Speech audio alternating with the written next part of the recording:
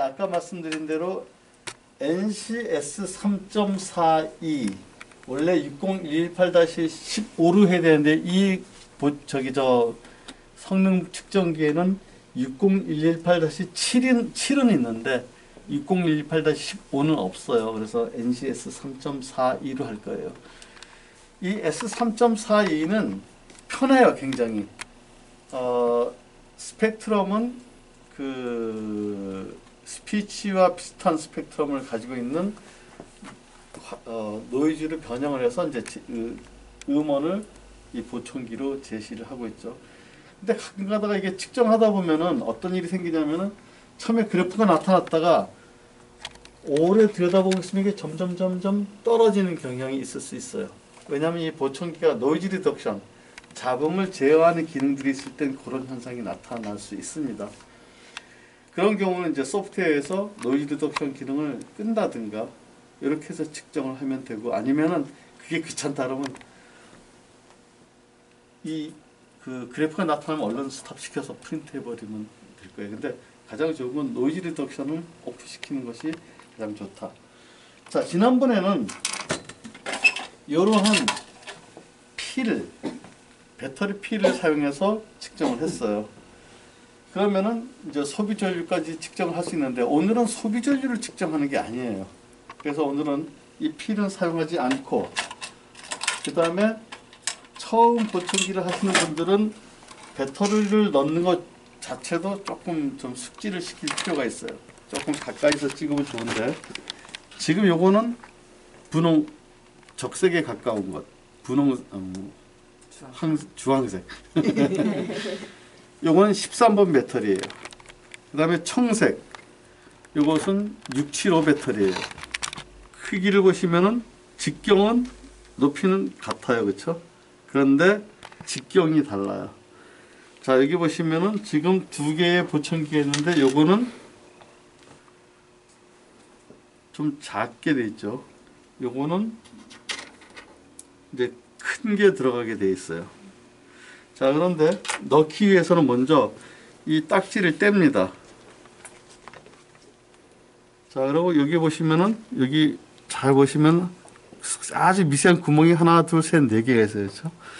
요 속으로 공기가 들어가면은 그 안에 아연이 있을 때 아연이 산화가 되면서 기전력을 발생시키는 거예요. 그래서 넣으시는데, 넣는 방법은 이렇게 넣을 수도 있고 반대로 넣을 수도 있어요. 반대로 넣으면 근데 살짝 힘주지 마세요. 살짝 했을 때 안 들어갑니다. 그런데 이걸 뒤집어서 이렇게 넣으면은 바로 들어가죠. 그렇죠? 그래서 보청기가 살아있구나, 이 소리가 나면은. 그래서 이거를 일단은 열어두겠습니다. 여기 여는 방법도 여러 가지예요. 이걸 뭐 제끼는 사람도 있고, 어떤 거는 뭐 반대로 열리는 것도 있고, 근데 이거는 지금 이렇게 누르면은 이렇게 나와요. 자, 6kg 배터리도 역시 이걸 떼고 넣으면 되는데, 이것도 반대로 들어가면은 이건 지금 닫히는데 소리가 안 나요. 그래서 얼른 이것은 요게 맞죠, 그렇죠? 이 면이 평평해야 돼서 넣고 소리가 나네요, 그렇죠? 근데 넣어도 소리가 안 나는 경우도 있어요. 이거는 이렇게 됐을 경우가 안 납니다. 여기 OSM, 여기는 OTM. S는 뭐의 약자인지 모르겠는데 이거는 리오네트 회사 건데, 소음이라고 하더라고요. 네? 소음 환경에서 조금 키워서 소음을 좀 억제시키는 효과가 있다고 제가 읽어봤는데, 메뉴. 글쎄요. 예. 근데 왜 S라고 썼을까? S를 소음 환경이라면 N을 쓸 텐데, 예. 노이즈라는 의미에서. 그렇죠? 어쨌든 S는 회사만 되게 OTM이라는 스위치를 많이 써요, 이것처럼. O 오프, T는 텔레코일, M은 마이크로폰. 일단 우리는 텔레코일은 안 쓸 거니까 이건 꺼버리고 잠시 끄고, 이것도 역시 마이크로폰을 넣어서 올렸을 때 이런 피드백이, 이득이 높은 거는 이렇게 안 해도 소리가 나고, 이득이 낮은 건 이렇게 손으로 감싸야 이런 소리가 나죠. 오케이. 자, 그 다음에 끄고,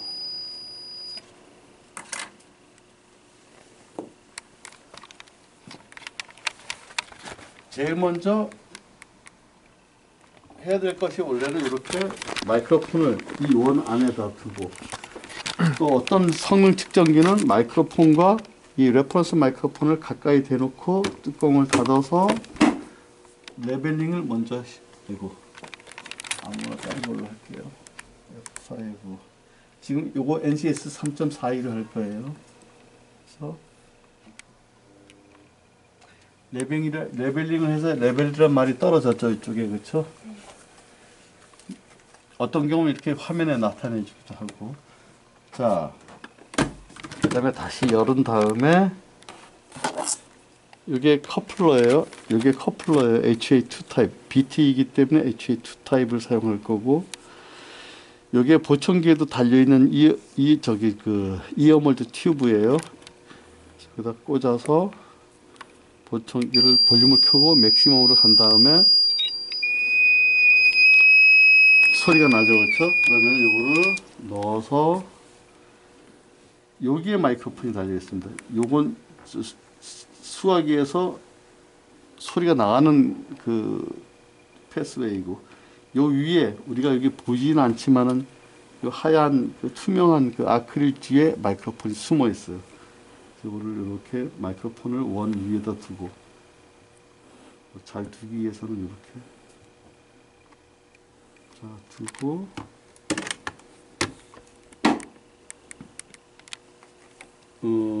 저 소리가 나는 걸 확인했어요. 어쨌든 테스트를 눌러볼게요.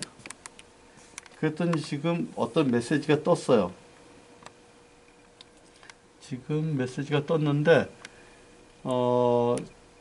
이것도 역시 지난번에 레퍼런스 테스트 세팅 77dB가 입력됐을 때 그 포화가 되기 아까 포화가 된다는데 포화가 되기 직전으로 바꿔줘야 된다는 거예요. 그래서 볼륨을 내려볼게요.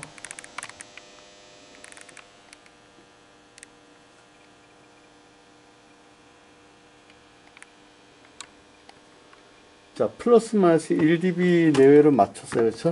맞춘 다음에 나머지를 측정하면 됩니다.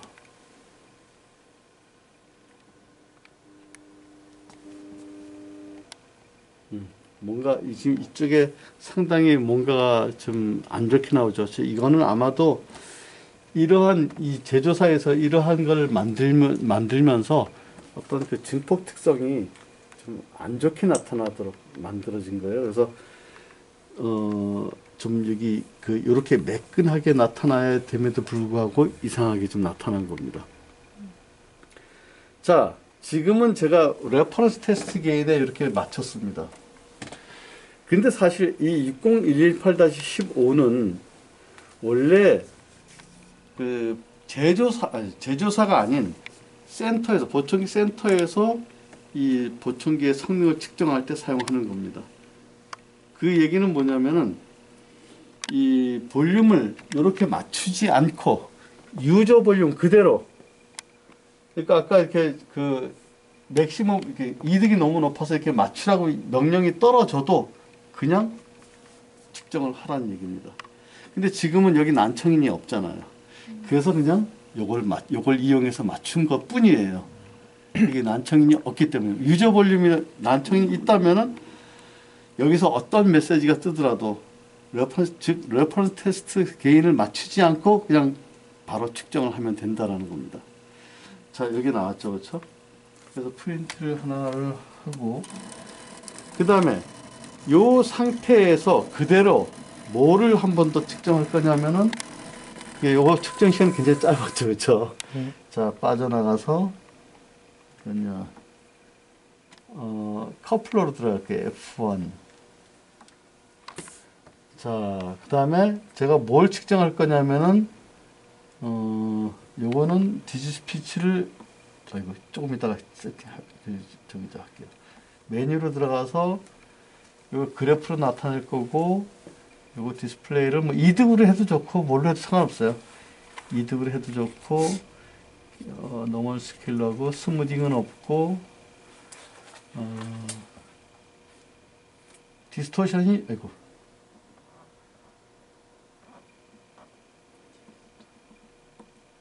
디스토션이 5% 돼 있어요. 그렇죠? 한 번 누르면 세컨. 세컨이라는 것은 디스토션을 측정할 때 퍼스트 포먼트, 세컨드 포먼트까지 측정하겠다. 그 다음에 또 한 번 누르면 서드 포먼트까지 측정하겠다. 근데 우리는 뭐 퍼스트, 세컨드, 서드를 따져서 뭐 할 거냐. 전체를 다 보자. 토털로 전체 하모닉 사운드에 대한 왜곡을 측정하겠다라는 개념이죠. 그래서 보면 나머지들은 세팅할 게 없어요. 나머지 이런 자세한 내용들은 여기에 대한 내용들은 또 다른 서큐트에 대한 내용인데 우리가 그것까지는 알 필요가 없다. 자, 이렇게 놓고서 먼저 측정을 하는데 요거를 50dB에서부터 측정을 한번 해볼게요. 50dB가 들어왔을 때 어떻게 되느냐? 잠깐만.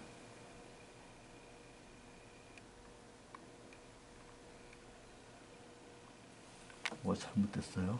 다시. 메뉴에서 메뉴인가. 그래프는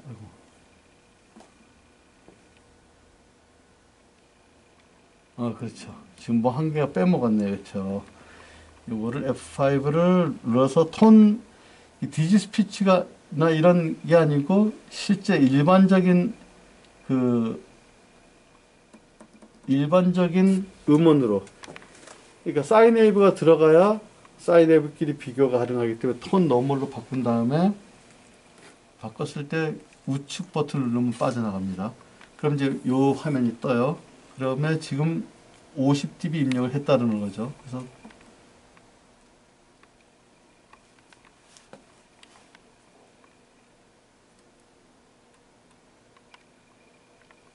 예, 100Hz 간격을 쭉 올렸어요. 그랬더니 왜곡이 나타나는데 주파수별로 별로 안 보여요. 그렇죠? 이만큼 왜곡이 별로 없다라는 겁니다. 자, 그 다음에 프린트를 먼저 하고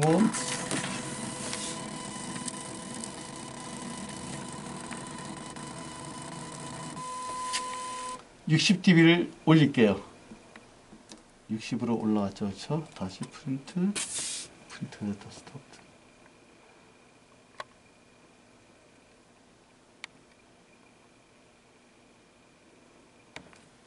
약간 더 올라갔어요. 그렇죠? 그렇지만 아직도 양호한 디스토션을 보이고 있어요.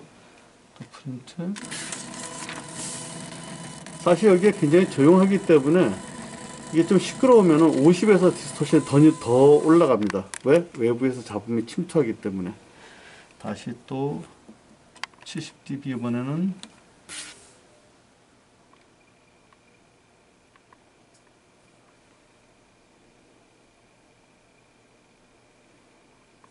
이제 점점 왜곡이 많이 발생하네요. 그렇죠? 프린트.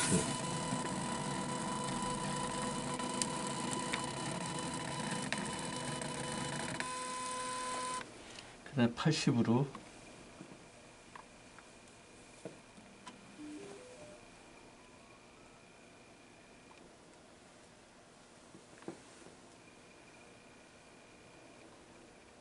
지금 이 소리가 올라갔죠. 이게 스윕톤이라는 거예요.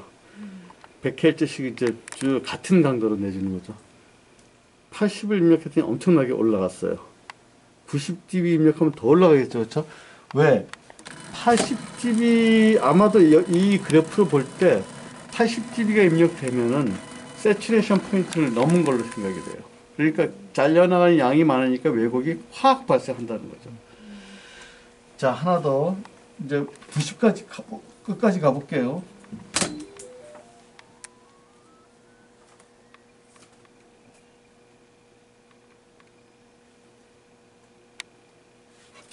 엄청나게 많은 왜곡률을 보이고 있어요. 자, 이게 바로 선형 증폭기입니다.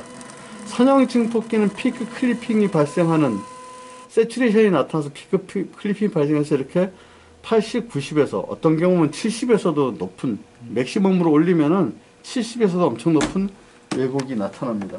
자, 그런데 비선형이라면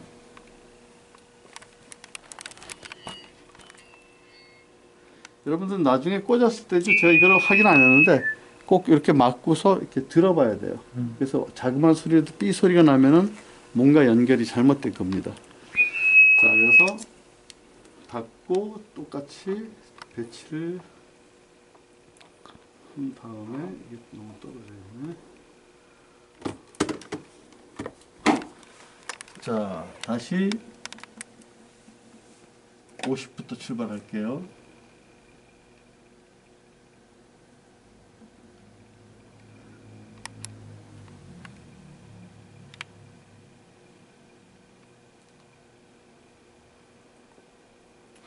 지금 요거는 레퍼런스 테스트 게인을 측정하지 않았거든요.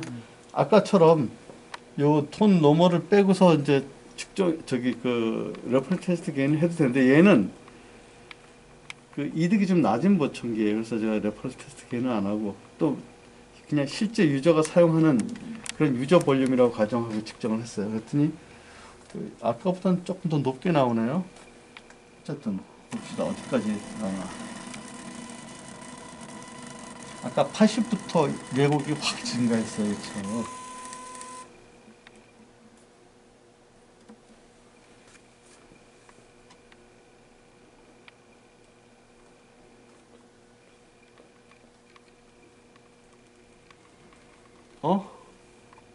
이상한 점 못 느꼈어요? 일단 프린트라고 60에서 이득이 이제 매혹률이 약간 더 줄은 것 같은 느낌이 들어요. 아까 50에 비해서. 근데 제가 설명했다고 약간 좀 틀리죠. 그렇다면 그렇죠. 그건 이유가 있습니다. 요건 이유는 60으로 입력음업을 높였더니 왜곡이 조금 더 줄었다. 그 이유는 여러분들이 찾으셔야 됩니다. 물론 나중에 답은 말씀드리는데 여러분들이 찾으시면 됩니다. 다시 이제 70 조금 더 올라갈 것 같아요. 왜곡이.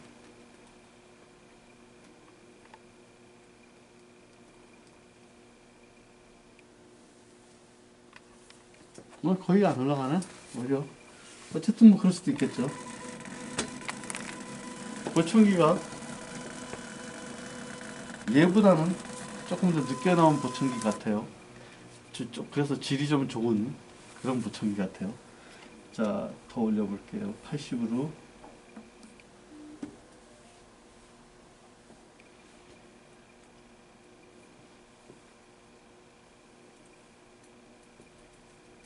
이제 좀 올라갔네요. 그렇죠? 80에서 요즘 아까보다는 좀 많이 높아졌네요. 그래도.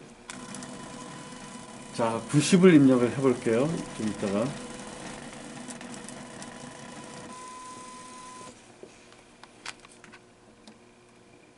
90.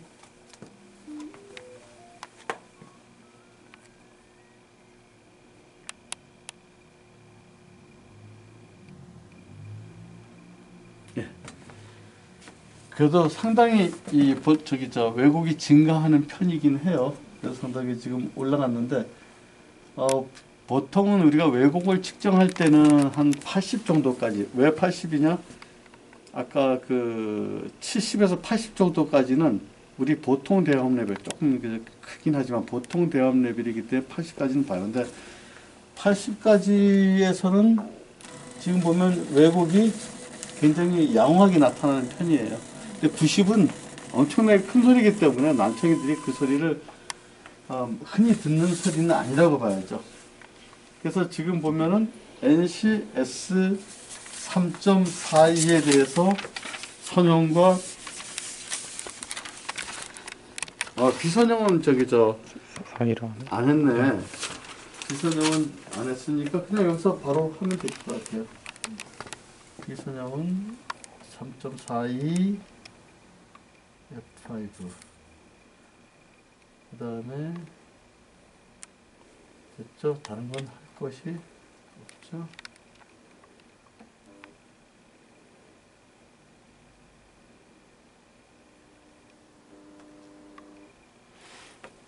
지금 보니까 아까는 레퍼런스 테스트 세팅을 했는데 얘가 그냥 넘어가 버렸어요. 그렇죠? 왜? 레퍼런스 테스트 게인을 구했더니 37.0이에요. 그런데 실제 이 이득 값이 37.2거든요. 그러니까 이건 조절 안 해도 돼. 안 맞춰도 돼. 그냥 바로 넘어간 거예요. 그리고 얘 보니까 얘는 아주 보고서 쓰기가 굉장히 좋아요. 아주 그래프가 깨끗하게 나왔어요. 이렇게 매끈하게.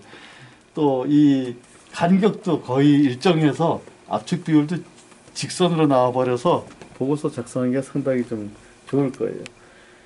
그래서 이것도 하나 프린트를 해두고, 아이고, 이거 됐다. 이렇게 해서 이제 선형, 비선형에 대한 NCS 3.42, 그다음에 각각 입력 음압에 대한 왜곡을 이제 측정을 해봤습니다.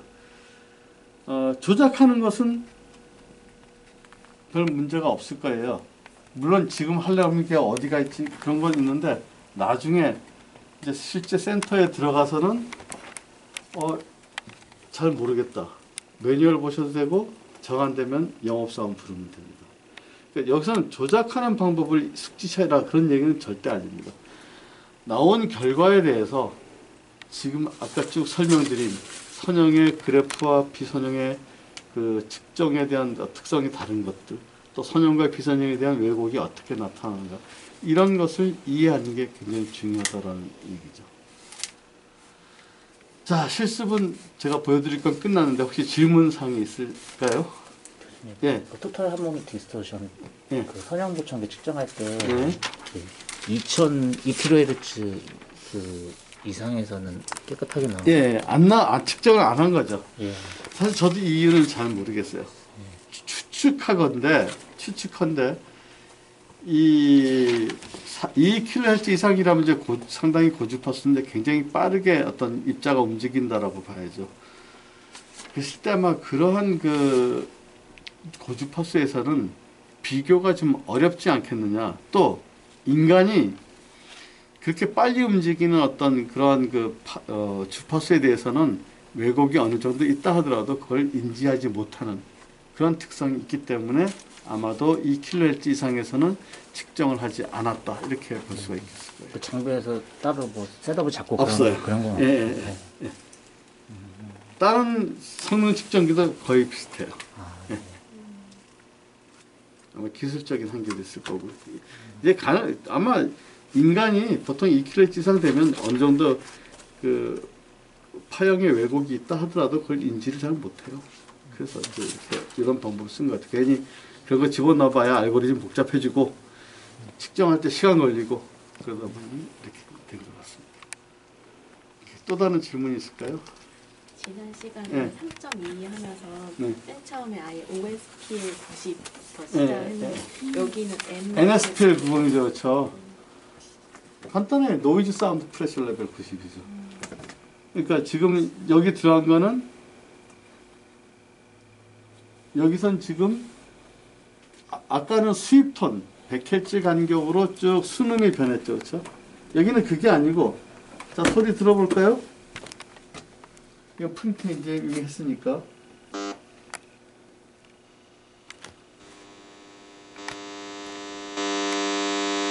노이즈의 강도가 약하게 점점점 올라갔단 말이에요.